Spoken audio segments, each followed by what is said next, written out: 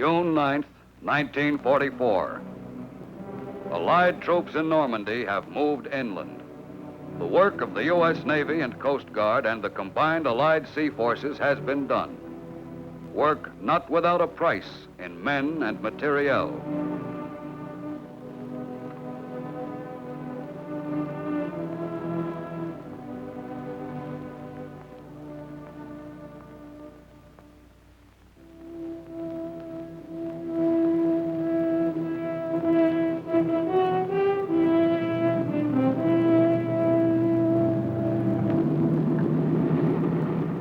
It all began many months earlier. In Chesapeake Bay and other sections of the American coast, untested sailors and soldiers learned the task of getting from ship to shore. But that time, the shore was a friendly one.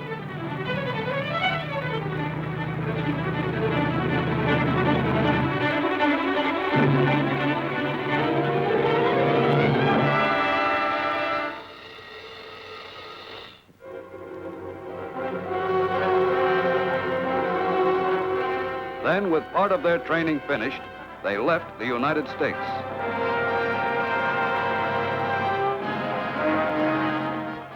Late in the winter and all through the spring, the great convoys moved eastward across the Atlantic.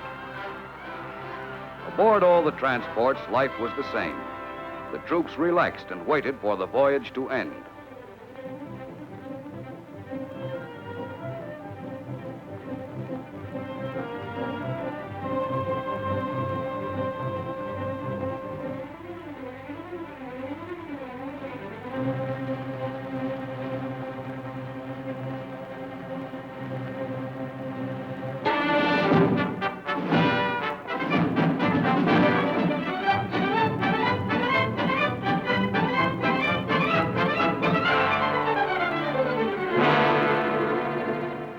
All along the coasts of Great Britain that spring, the training went on. Navy and Coast Guard landing barges practiced landing operations day and night.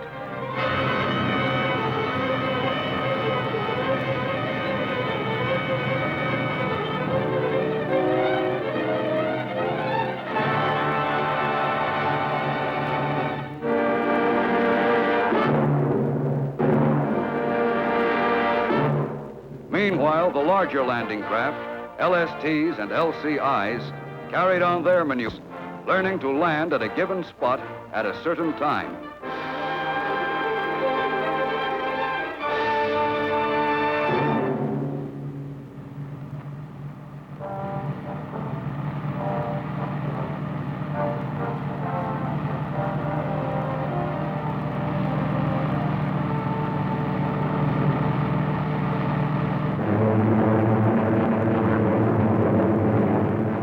Through all the days of preparation, Allied planes, thousands of them, continued to soften enemy defenses and communications in daily raids.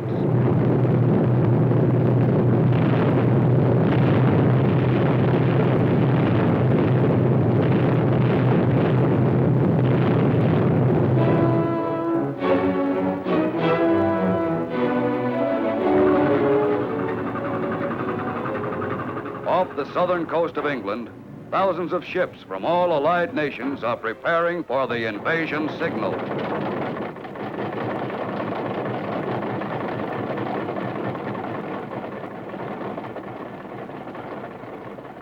Navy and Coast Guard crews make last-minute preparations.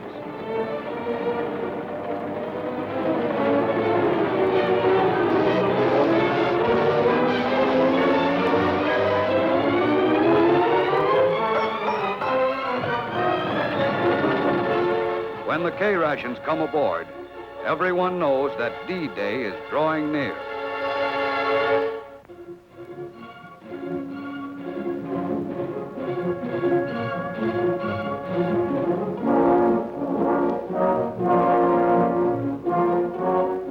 Somewhere in southern England, troops embark on LCVPs to be ferried to the waiting transports offshore.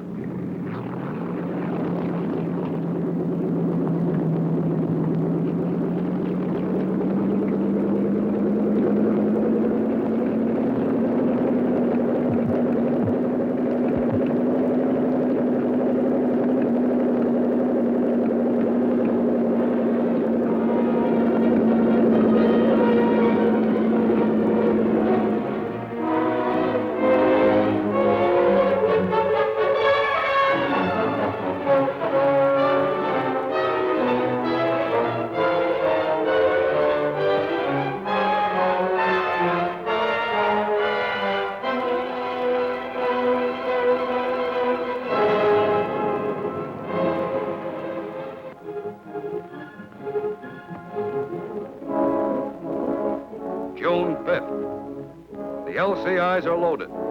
The next time these men step ashore will be on an enemy beach. There's only a little time left to relax.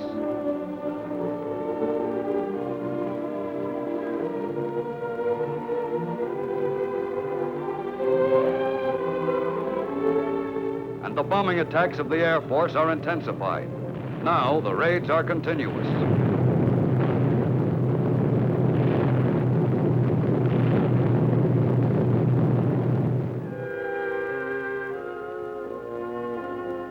At ports of embarkation, the troops prepare themselves for their greatest battle.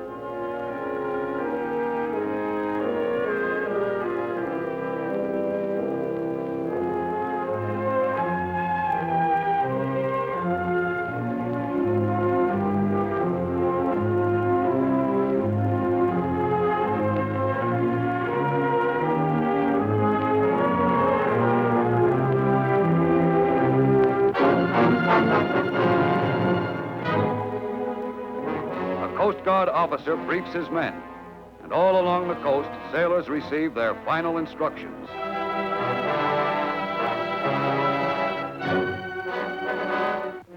At last, the ships leave the coastal waters and move out into the channel.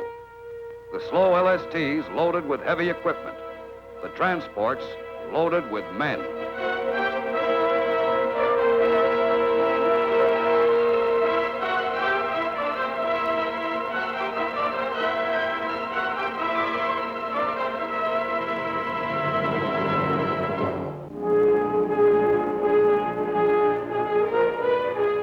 Fast warships screen the mighty invasion fleet from enemy raiders. At 15:30, a Coast Guard flotilla of LCIs leaves, loaded with engineers, medical corpsmen, and infantry.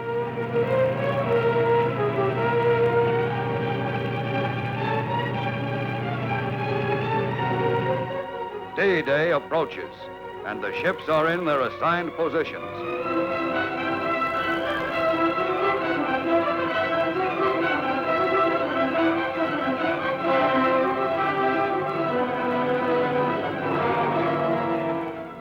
For some of them, like the Coast Guard manned transport Chase, it is the fourth invasion in European waters.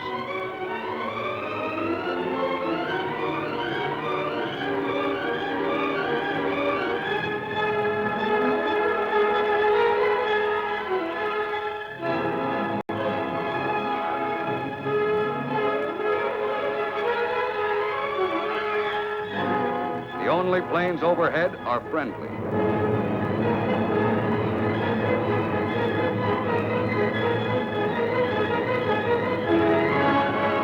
From the 83-foot Coast Guard rescue boats to the Navy's powerful battle wagons, the invasion fleet is moving towards France.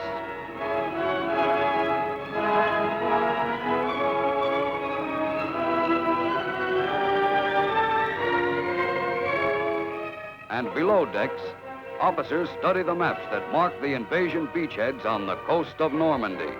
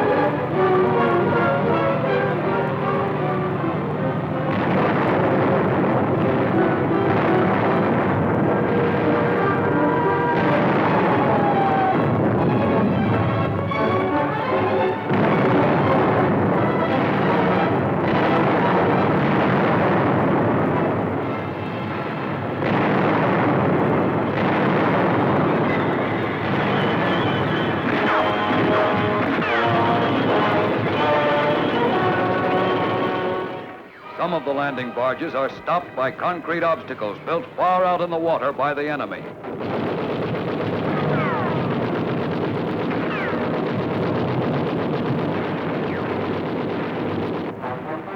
Offshore, the larger landing craft approach the beachhead slowly.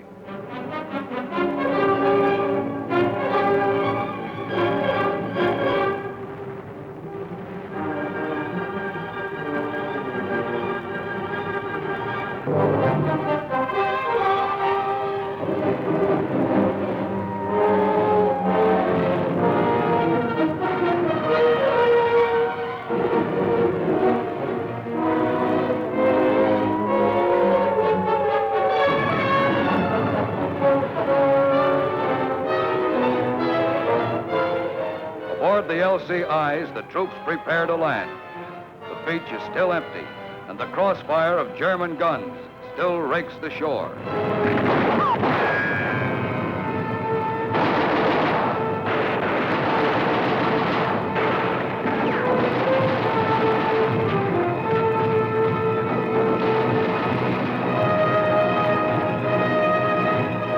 Out of enemy firing range, the LSTs wait to move in until the beaches are cleared.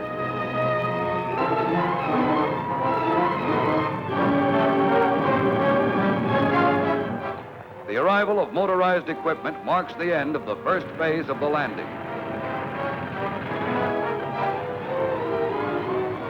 The LCIs, their first loads of men now on the beaches, go out to the transports to ferry more troops inshore.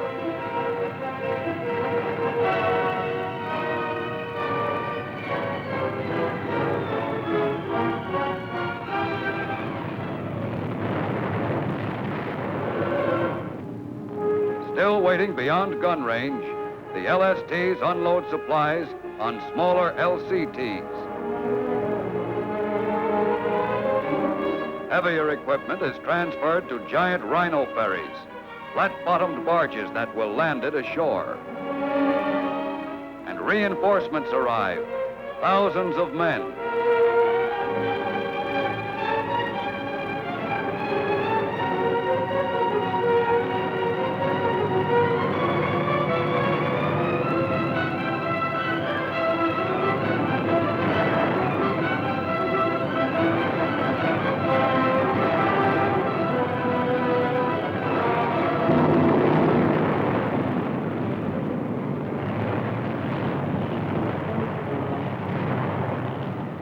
Defeated and disarmed, the first German soldiers captured in France wait until someone has time to evacuate them.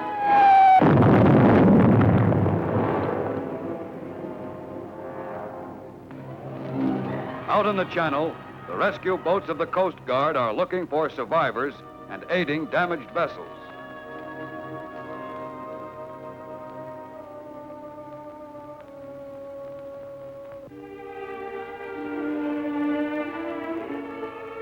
And the hospital ships are waiting for the wounded.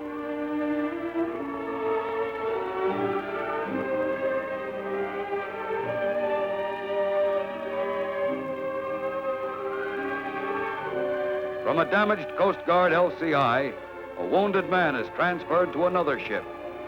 The life-saving blood plasma goes with him.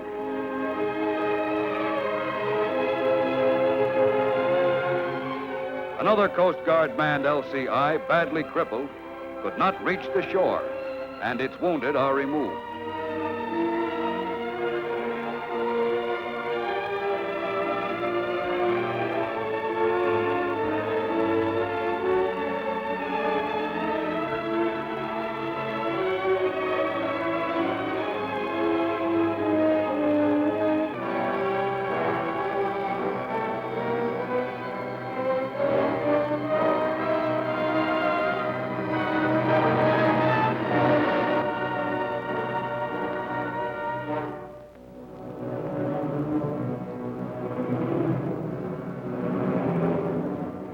The beach is firmly in Allied hands now, and the vast extent of the operation is visible.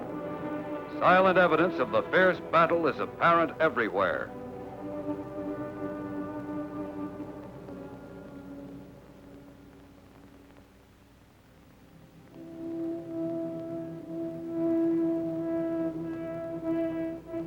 But in a few days, many of the damaged ships will be afloat again.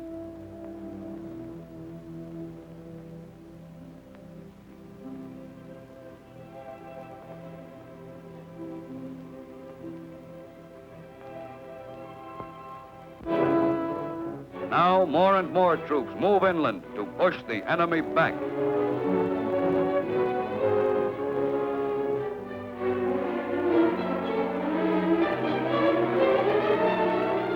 And the LSTs land their cargoes on the beach.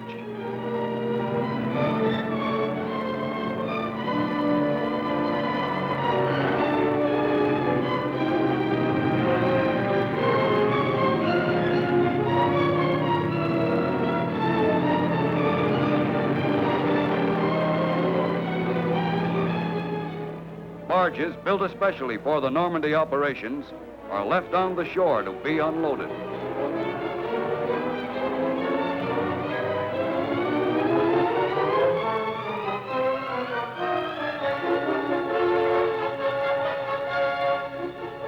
During the daytime, there are only Allied planes in the air.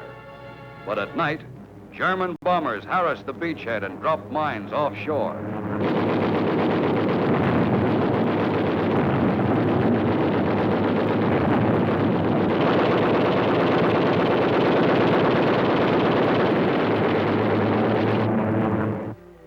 Out of sunken block ships, artificial harbors have been built. Until a port is won from the enemy, these must handle all Allied shipping. Bad weather came after the fighting on the beaches was over.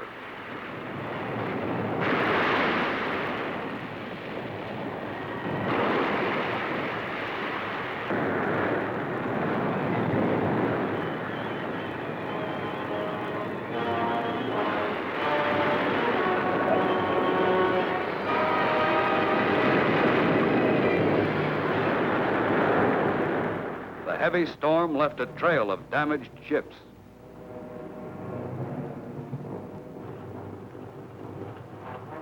Once again, the landing barges moved out into the channel, this time loaded with German prisoners.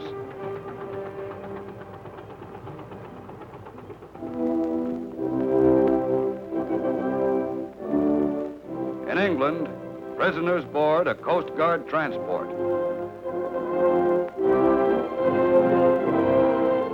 And ships which have carried thousands of American soldiers overseas now return westward with a different cargo, with men who were beaten and captured in Normandy.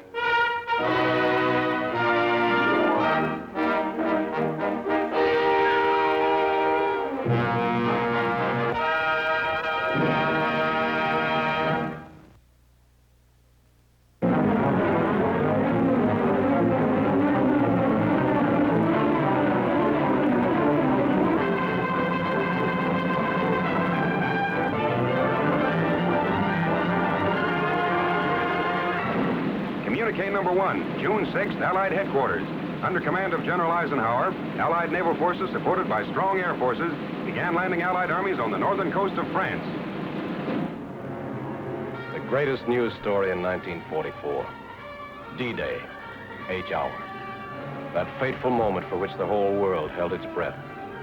But in the night hours of D-Day -1, long before these first assault boats nosed onto the beach, American fighting men, troop carriers, paratroops, airborne infantry, and glidermen were already there. This picture is a small tribute to those men, living and dead, who went in before H hour on D-Day, 5 hours ahead of the main force, to start the destruction of Fortress Europe. Their story begins in a village in England. Not the kind of village that you ever saw or read about, but a strange, unsightly place. One that had sprung up almost overnight and was known to its citizens as Shantytown. Its buildings were fashioned entirely from heavy boxes and shipping crates used in transporting thousands of gliders from the United States. It was a growing community. Every time a glider moved out of its crate, there were impatient tenants waiting to move in and set up housekeeping. Or perhaps a business establishment. And everyone in town was there for one purpose, for the day when they would join forces with the British to make the big jump. The jump that would carry them not only across the English Channel, but across an almost solid wall of steel and iron and guns and ruthless, determined men, trained for generations in the art of death and destruction. But impregnable as these defenses appeared, we had a plan to surmount them. The wall of fortifications stretched along the entire coast of Europe. Part of the plan called for our air forces to carry an army of paratroops and airborne infantry over this wall. The chiefs of staff wanted them dropped deep in German-held territory to establish defense areas and block the movement of the enemy reserves. Then they decided. The invasion spearhead was to strike in Normandy. Immediately, troops began to be dispatched to special takeoff points all over England, where they would stand by until the final word was given. Heroes in the making rode the highways of England that day. Busloads of them. As to how they felt riding into their first real battle, well, we'll let one of them tell you. It was just another ride at first, taking us somewheres for another training hop, maybe. After 18 months of training, you get so you don't expect anything else. At least that's the way we paratroops figured, and I guess the glider guys felt pretty much the same. But we found out different. They took us to a sealed airport where nobody was allowed in and none of us allowed out. This didn't bother the hot lick swingsters. We kept in shape with regular exercises and then maybe a game or two. We knew there was something cooking now, something big. And we spent any spare time we could find in reading letters from home or maybe writing one to the folks and that special girl. Invasion markings painted on every ship and glider brought the whole thing even closer to us. We'd soon be on our way. Money was passed out. The kind you can spend in France. They hadn't forgotten a thing we'd need. Neither had we. But when these were taken care of, not many of us forgot that for our kind of guys, knives and guns aren't enough.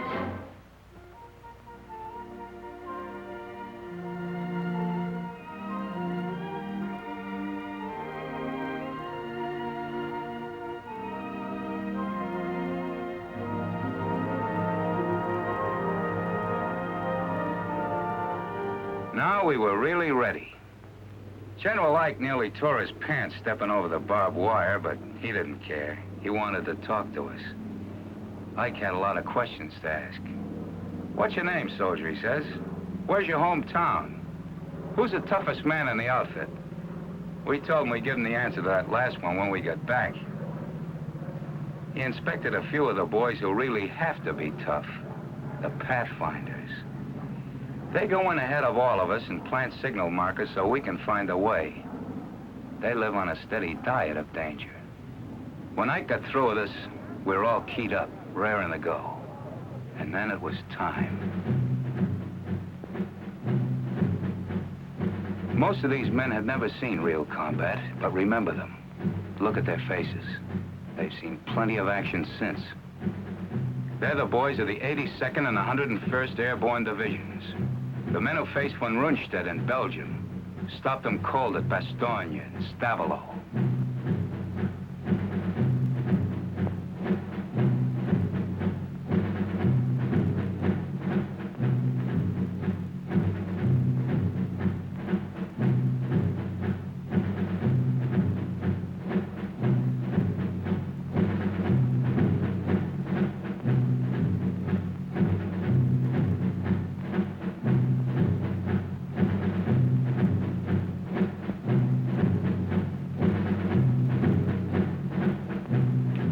They'd given us brand new parachutes, and I remember one little guy saying he wasn't worried none about them opening because the company that made them was in his hometown, and his mother worked there in final inspection.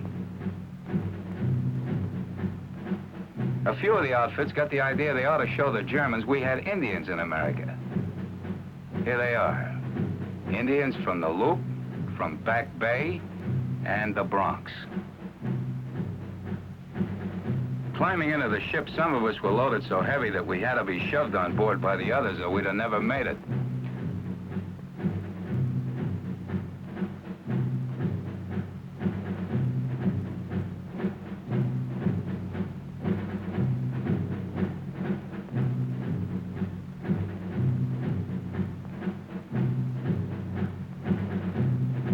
The loading went on into the night.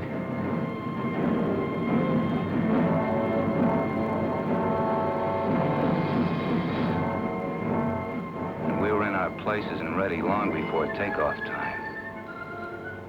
Then we heard the roar of engines as the Pathfinder ships began hopping off.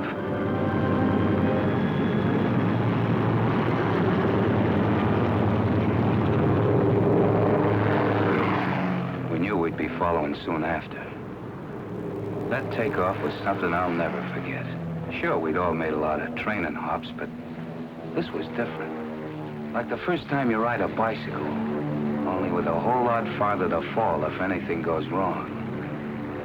Nothing did, though. Not with those troop carrier guys at the controls. Talk about making trains run on time. You could have really set your watch by the split-second way those guys took us off. They took those ships off the ground like it was just another practice run. For them, I guess it was. After all, they were going to have to fly it again and again, all night and the next day, only under fire. And that's no fun when you figure that these C-47s haven't any armor, no guns, and have to fly low over the dropping zones, straight as on a bombing run. After we hit the channel and started across, every light went out.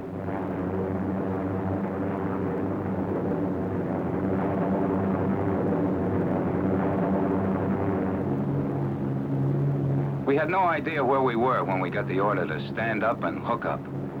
That came so quick we didn't have time to do much thinking before we were over the side and starting that 400-foot drop into France.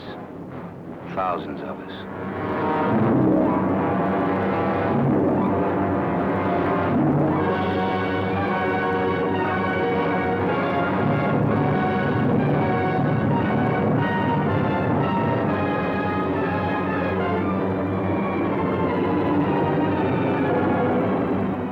Behind came the first bunch of gliders.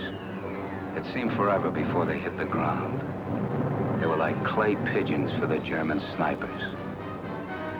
The glider pilots really had their hands full bringing those babies down in the dark that way. There were darn few signal lights to help them find their way. The Germans had caught a good many of our Pathfinders and kept them pinned to the ground with crossfire almost from the minute they'd set down. They had to do their work lying flat on the ground. But those gliders got down. And the troops and guns inside them got into the fight. The pilots fighting right along with them. I guess we did plenty of damage that night. Yes, they did plenty of damage. Blocking road junctions, knocking out bridges, capturing fields for airstrips. And all the while, out in the channel behind them, Navy guns kept slamming away at the beaches, softening things up for the big push that would begin at dawn, clearing the way for the biggest invasion in history, the greatest movement of men and supplies.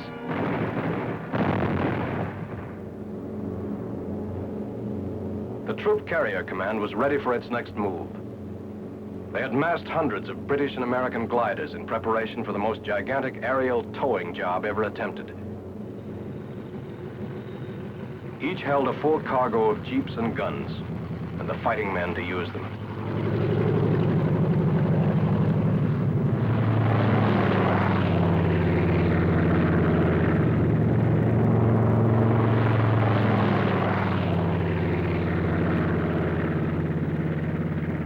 The lives and success of those who were already in France depended on the flight of this vast armada. They were greatly outnumbered and desperately needed these reinforcements. How they got them, a story of two-way air traffic and an unbroken chain of planes and gliders stretching from England to France and back again, is best told by a man who was a part of it all. Maybe we glider pilots didn't show it, but we were as excited over flying across that English Channel as Blériot must have been when he flew it for the first time, years before most of us were born. He didn't have much of an airplane under him, but then there weren't any German guns waiting for him on the other side. We did a bit of wondering about those guns as we started out over the channel, and the lighthouses of England began slipping away beneath us. And what about the German Luftwaffe? This was its big chance.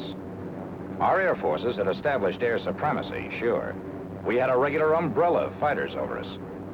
But if there was ever a time the German flyers would try anything to break through, this was that time. But we never saw a German plane. Approaching the French coast, the ack-ack and gunfire seemed harmless and far away. For those who were right in it, it was different.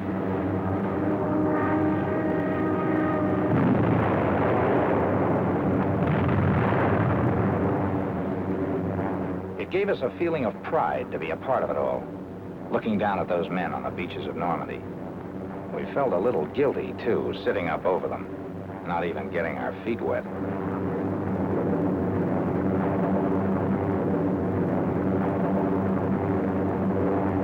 The Germans flooded entire areas to slow us up if a beachhead was established. We kept watching for those who had gone in during the night, but we only saw their parachutes. There was no sign of them.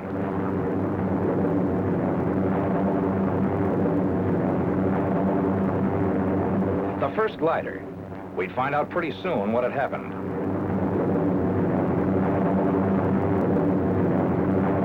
Cut loose. Roger. So long.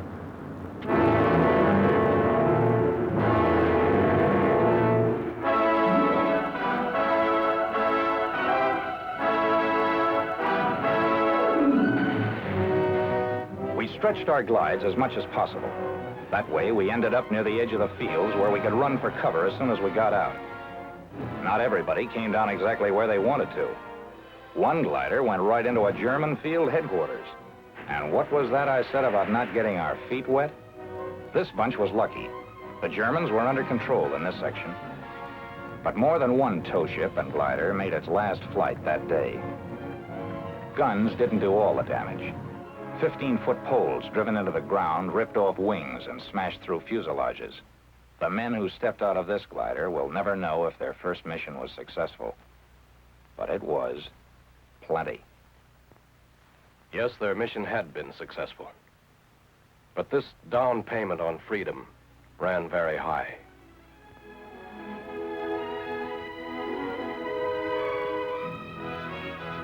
These broken wings served the highest purpose. They carried an army into Normandy. An army which spearheaded the Allied invasion, carried the fight for freedom right to the front door of those who had challenged it. A ring of steel and iron and guns and determined free men was closing in. Months and miles of battle lay ahead, but D-Day -1 was the beginning. Okay, troop carrier. Where do we go from here?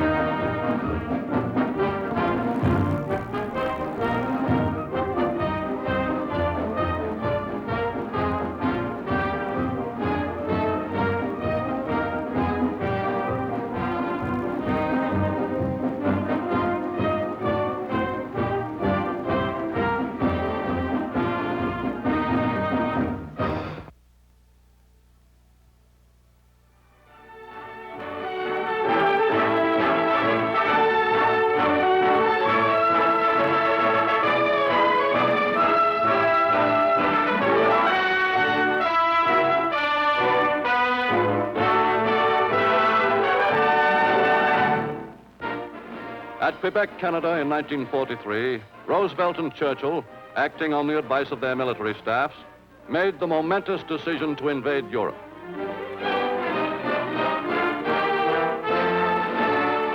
Three months later at Turan, Roosevelt, Stalin, and Churchill met, and the invasion date was set so that it would coincide with the Russian offensive.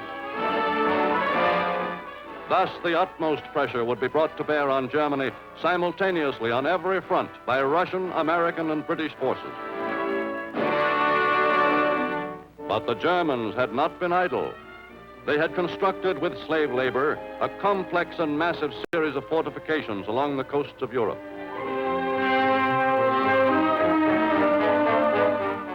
Heavy gun emplacements, minefields, tank traps, and pillboxes formed a barrier beyond which it seemed no enemy could pass.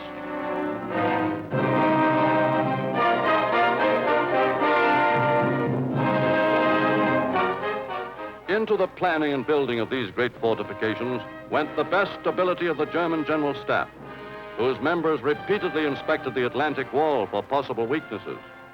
And the German General Staff pronounced it impregnable. But in the spring of 1944, an Allied weapon the Germans had underestimated began to make its power felt with ever-increasing frequency. Allied bombers intensified the systematic destruction of German production facilities. Royal Air Force and U.S. Army planes flew side by side in the great bombing raids. And it's about o'clock, Dick. I see them.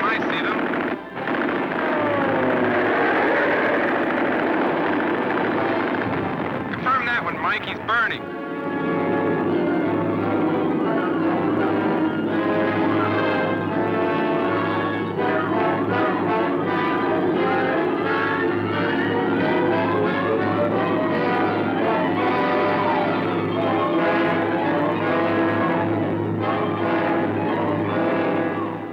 Gradually, the Allies won control of the air over Europe. By May of 1944, the stockpiles of U.S. and British supplies in England had reached a point which guaranteed that the Allied armies would lack for no piece of essential equipment. England had become one vast warehouse for the coming invasion. Then, early in June of 1944, at headquarters in England, the High Command met. In command of all Allied ground forces was General Sir Bernard Montgomery. The time had come to start the most brilliantly conceived campaign in history.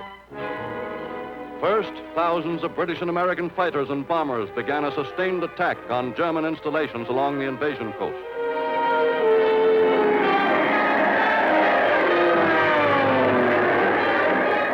German trains, airfields, and planes were strafed in lightning, low-level attacks.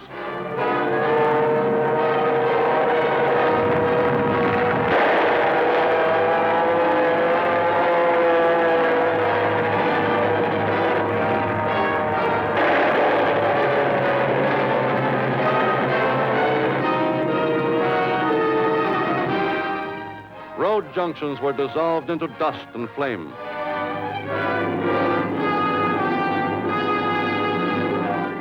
Then came June 6th, 1944, a day which marks a step forward in the progress of mankind. British and American warships tossed thousands of tons of high explosives on enemy beach defenses and strong points.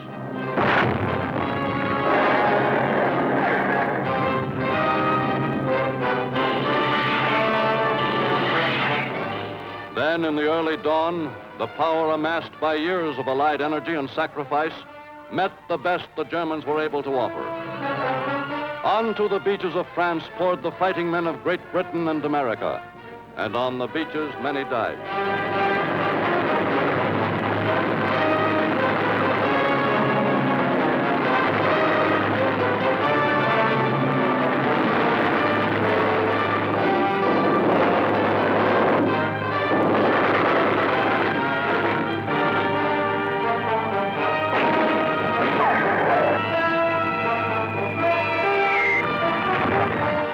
After 24 hours of desperate fighting, the first phase was over. The landings had been made and were being held. 19 days later, the Cotentin Peninsula had been all but overrun in a series of bitterly contested battles. Supplies and reinforcements, in a volume and at a speed which the Germans had not believed possible, were moving up across the beaches and through the improvised ports the Allies had created. And when the battle for the port of Cherbourg was joined, there was no lack of materiel to hamper the Allied assault troops.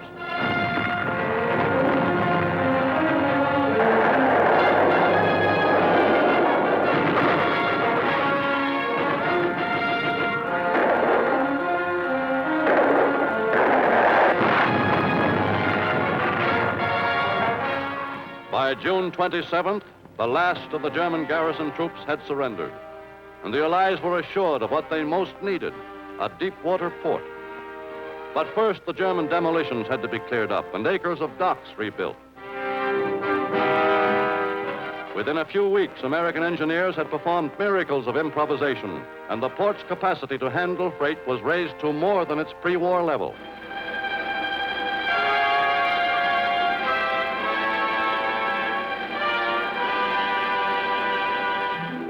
Then, when an enormous supply of men and equipment had been built up on the peninsula, the breakthrough began.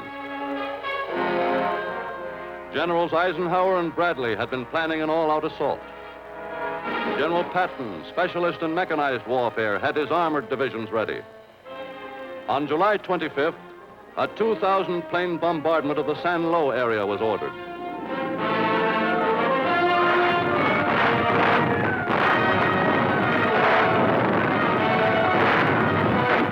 Within hours, Patton's tanks and men began to pour through the gap.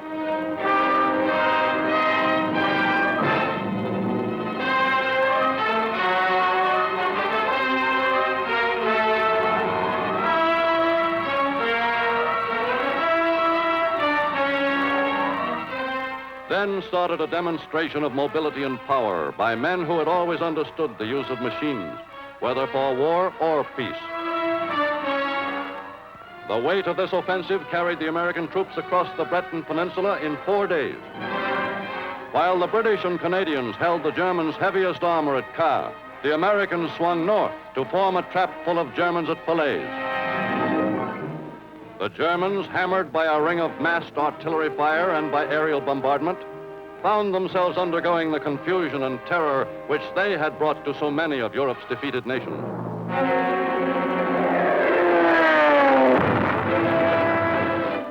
South of Caen, the British and Canadian armies withstood the frantic efforts of the Germans to break out of the trap.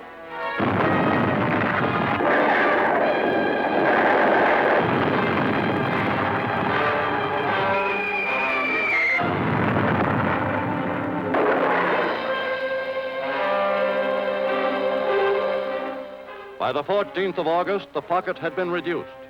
German offensive strength in western France was broken beyond any chance of recovery.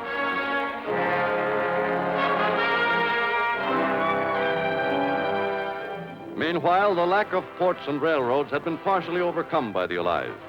An express line of heavy-duty trucks was organized. 24 hours a day at 40 miles per hour, the trucks were bringing up supplies from the beachheads to the front lines. Then, on August 15th, the Allies struck from a new direction. The liberation of southern France began. Here, as in Normandy, paratroopers and airborne infantry led the attack. 9,000 of these shock troops landed well behind the German fortified coastal zone. And with them landed their weapons, rations, and ammunition. While the airborne army was at work cutting German lines of communication, the amphibious forces staged a perfectly executed landing along the Riviera.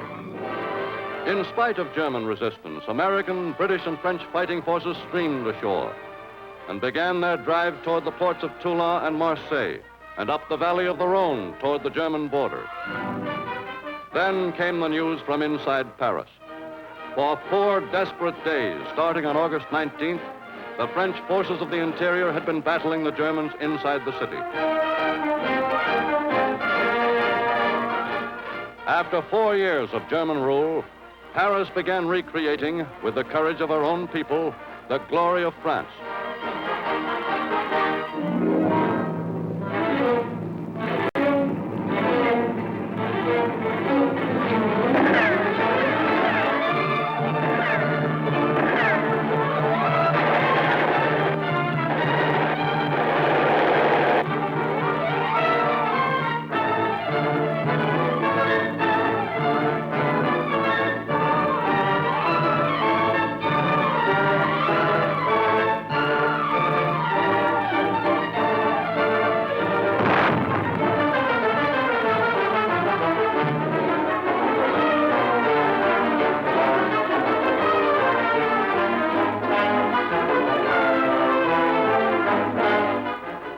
After merciless fighting, during which individual heroism was often pitted against German tanks, the FFI issued a call for help. Paris was all but surrounded by American forces. To restore France's faith in her own arms, the assignment to free Paris was given to the French 2nd Armored Division. Quickly, the French division, with its American equipment, moved up to Paris. In command was General Jacques Leclerc, veteran of the African campaigns, a soldier of consummate skill. And in Paris, the French division, which was to bear the brunt of the fighting against Germans in the city, was welcomed with all the affection a grateful Paris could express.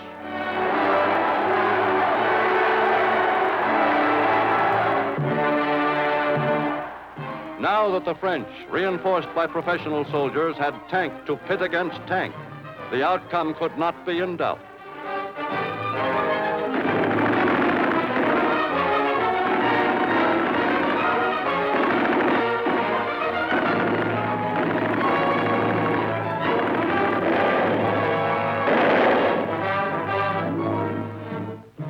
The Germans soon lost their love of battle in the face of certain defeat.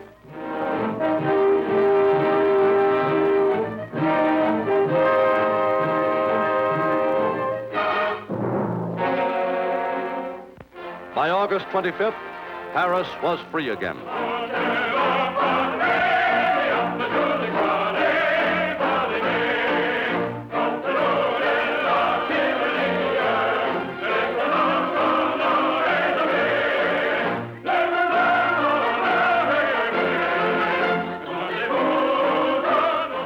Into the city came France's leader, Charles de Gaulle, to establish the Fourth French Republic. In his person were centered the faith and hope of the French people that France would become once more a great and radiant power.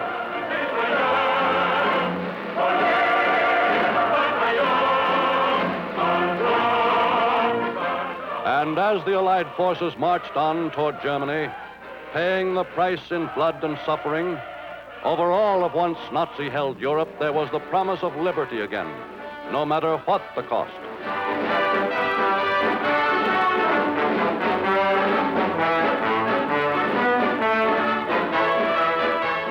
For that liberty which Paris now enjoys is a condition of life without which no democratic nation can exist. Without it, no man, woman, or child can know the peace, security, and happiness of civilized life.